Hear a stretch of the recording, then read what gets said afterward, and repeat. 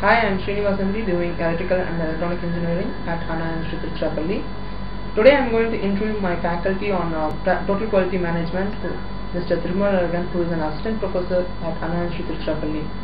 Good morning, sir. Good morning. Tell about yourself, sir. Myself, Thirumalagan, working as Assistant Professor in Department of Management Studies, Anna University Tiruchirappalli. And I have nearly 12 years of academic experience. I am an MBA, MPhil, and I am doing my research, PhD in retailing sector. I have a little bit interest in organizational behavior and leadership. That's about me. You know already that session is on leadership. What do you think about leadership, sir? Well, to begin with, the leadership, to define what is leadership means, it's a quality to influence a set of people who have been called as followers of a leader, and he must take care of them, and he must guide them, and he must direct them to achieve the organizational goals or an objective. Usually people say there will be a controversy between whether leaders are made or born. To my knowledge and to my interest, leaders are born. It's an inbuilt quality that can be molded by different situations and environment. So it's what we say, it is a quality of influencing a set of people. That's what we call it as leadership. Okay, sir. Now, what are the basic qualities that a leadership possesses? Up to you, what do you think of that? To my level, to my learning, leaders should take an initiative.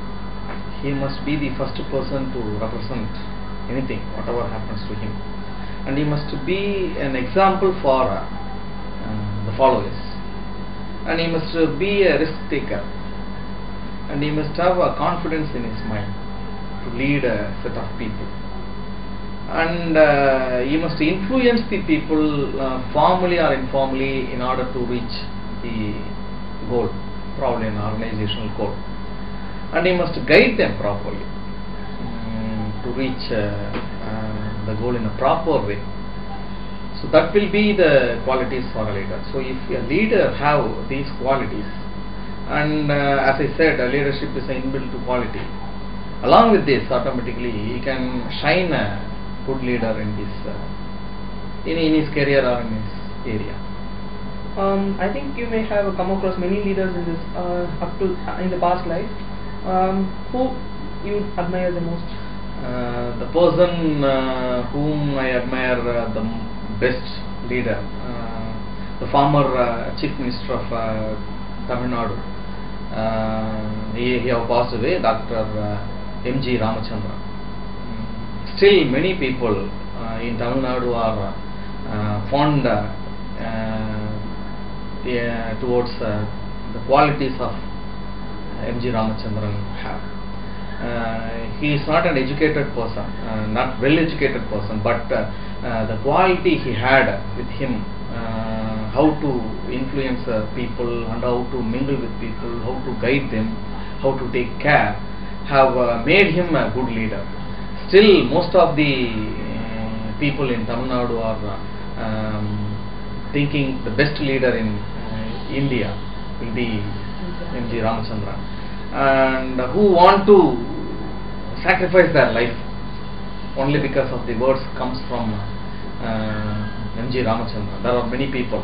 Likewise, I admire Dr. M. Karunanidhi, the Chief Minister of Tamil Nadu at present. He have a quality or the ability and the capability of setting a trend to leadership. For the past nearly for 50 and above years, he have been controlling a very big party, and people are surrendered to his words. So he have the capacity of influencing people. So these two people I admire in my life, whom can be noted as good leaders.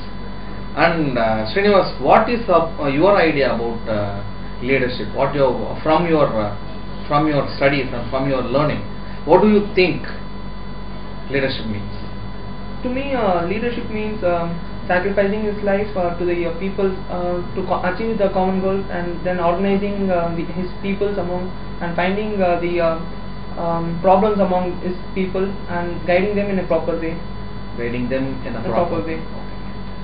Your learning says that you have knowledge about leadership. My question is, do you have a leadership quality? I just don't know whether I am having a leadership quality, but I would like to be a leader of some organization, so that I can improve their skills, so and their companies developing areas. I can even manage any sort of problems. Right. If any new assignment have been given to you which is not known to you and which is most difficult to complete, and when your topmost executive says, "Are you ready to handle this?" what will be your answer?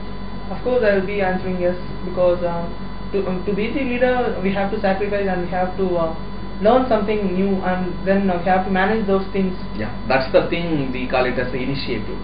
Leader should be an initiator. So a person who is making the first step towards a problem, what have been assigned to him, probably he have a leadership quality. So you have a leadership quality. You must not say I think. You have that must come from your heart. Yes, I can, I will. Right? And whom do you think or whom do you admire a very good leader? I admire the Mahatma Gandhi as a good leader, because he has the capability to bring a whole lot of the people under his control by only a small speech or something. So and he can manage the any sort of situations he have. I think he has handled many situations like not eating for a long time, that and these sorts of things made people to come under his control, I think. So I prefer Mahatma Gandhi to be the best leader. At present?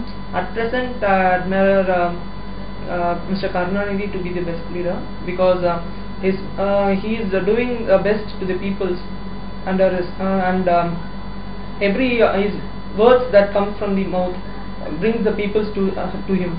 So I think he to be the best leader. Right. For your information, I can give you some styles of leadership. There are 5 styles of leadership.